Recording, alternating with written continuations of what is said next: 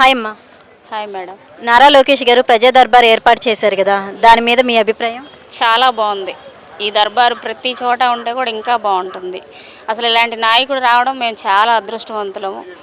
మంగళగిరి ప్రజలు చాలా కష్టపడి మేము ఇలాంటి నాయకుడిని మేము గెలుచుకున్నందుకు చాలా చాలా ధన్యవాదాలు చెప్పుకుంటాం. మీరు ఏ సమస్యతో వచ్చారు ప్రజా దర్బార్కి? మేము జాబ్ కోసం వచ్చాము.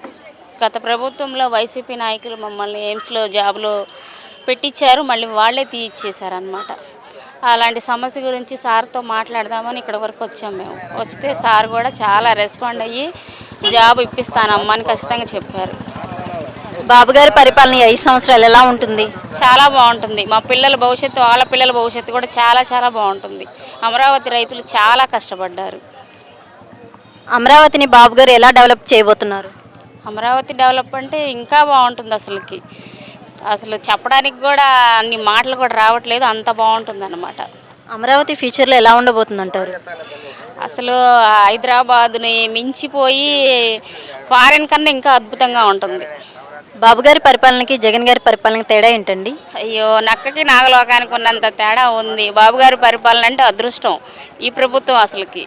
గత ప్రభుత్వంలో ఎక్కడ చూసినా అరాచకం, దాడులు, కొట్లాటలు, ప్రతిదీ ఇంటి మీదకి వచ్చి దౌర్జన్యం చేయటం. వైసీపీ నాయకుడు అంటే కాళ్ళు ఎగరేసుకొని నా అంత దమ్మున్న మగాడు లేడు అంటాడు. ఆ దమ్మున్న మగాడిని కాళ్ళు విరగొట్టి కూర్చోబెట్టాడు మా నాయకుడు నారా చంద్రబాబు నాయుడు గారు. నారా లోకేష్ గారి గురించి మీ అభిప్రాయం? అసలు ఆ సారు చాలా అదృష్టవంతులు అంటున్నాగా మేము.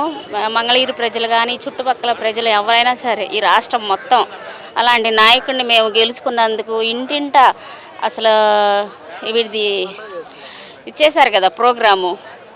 ఆ ప్రోగ్రాం విషయంలో కూడా అసలు ఇంటింటికి తిరిగి ప్రతి ఒక్క సమస్యని తన సమస్యగా తీసుకొని తన కుటుంబంలో వాళ్ళుగా భావించి చాలా బాగా చేశారు. ఒక సీఎం అయ్యండి తనే స్వయంగా వచ్చి పింఛన్ ఇచ్చారు కదా, దాని మీద మీ అభిప్రాయం? అసలు అలాంటి వ్యక్తి ఎవరున్నారు? అది చంద్రబాబు నాయుడు గారు ఒక్కళ్ళేనమాట. ఎంతోమంది రాజకీయాలు చేసి ఉంటారు, వెళ్ళుంటారు, కానీ ఇలాంటి నాయకుడు మాత్రం అసలు ఈ రాష్ట్రానికి గొప్ప అదృష్టం అన్నమాట.